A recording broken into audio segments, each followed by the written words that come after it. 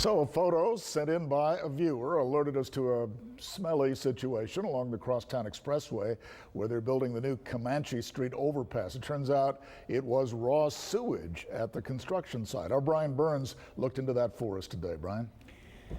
Well, Joe, viewer Mario Olivares sent in a picture of a slimy-looking pool of liquid that was leaking onto Crosstown Expressway under that new bridge, and we contacted the city. As you can see from this video, the green-looking liquid had pooled along Crosstown and was actually spilling onto the highway.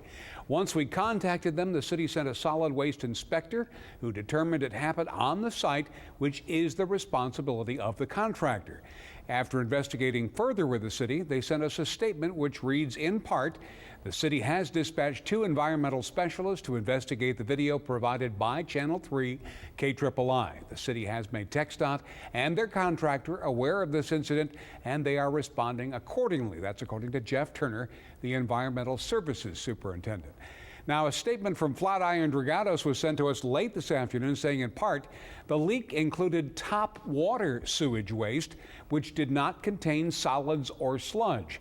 Response crews quickly contained the spill and the site cleanup is expected to be complete within 24 hours. The incident was not identified as a public health threat. Again, that's from Flatiron Dragados. When we returned to the scene this afternoon, we found the wastewater had been treated and, as you can see there, changed to a white powdery looking substance.